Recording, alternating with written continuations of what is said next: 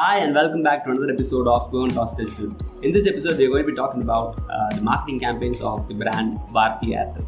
Even though there has been a lot of campaigns done by other telecom providers that has had huge impact in the audience mindsets, like Vodafone Zuzu ads and the Pug Dog ad by Hutch, which was later acquired by Vodafone.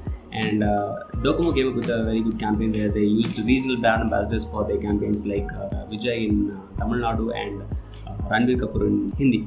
And there has been campaigns that involved Abhishek Bachchan for Walk and Talk by Idea. There was also a good campaign. But even though these campaigns existed, and Jio and BSNL have very bad marketing campaigns, because Jio's only strategy for acquiring new customers is to penetrate price, and that is how they acquire customers. They don't focus much on advertising that involve brand ambassadors or other such collaterals.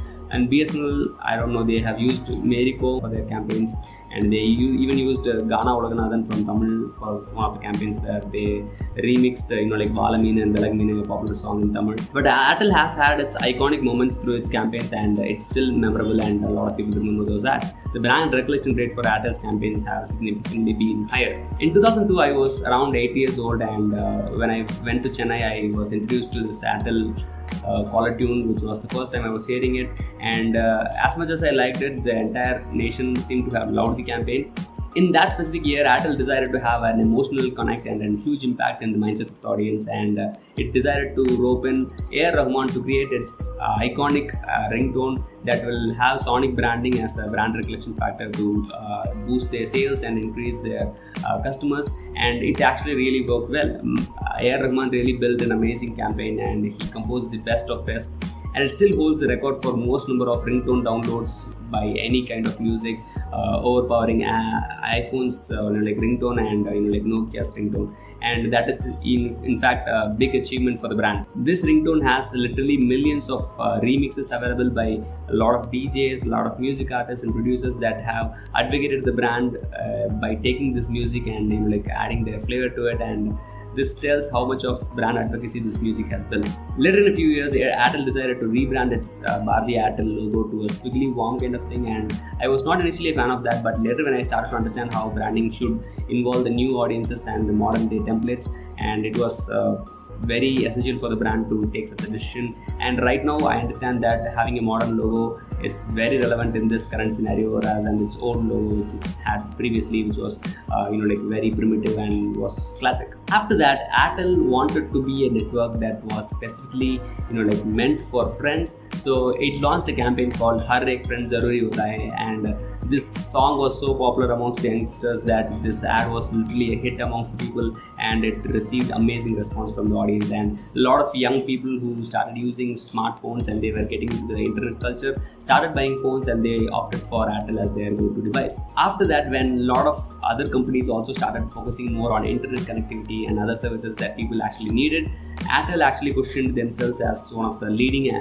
service providers in the smartphone industry. So they called themselves the smartphone network, and that is where they launched one of their amazing campaigns, which is called the 4G Girl. The 4G Girl campaign was actually a huge hit amongst the audience, because everyone who started resonating with the girl because she was cute and she was actually performing her role well, and that is one of the significant factors of the campaign where people started resonating with 4G internet with Airtel, and it was one of the pioneering moves that Airtel did, and it had a huge impact on the audience. And right now, till today, the campaign is one of the most well-performing campaigns of Airtel. The series of ads done by 4G Girl involves her using the internet speed and showcasing Airtel's products like Wink Music and other such services, which is very important because Airtel used this campaign as a leverage for showcasing all their products and how good their service is. And finally, today Airtel has their latest campaign called Airtel Thanks, which is a way to thank their customers and their loyal fans on how much they mean to them, and they are giving free services right now. If you go to Wink Music, you can have your own free caller tune for no cost, which was actually costing 30 rupees per month,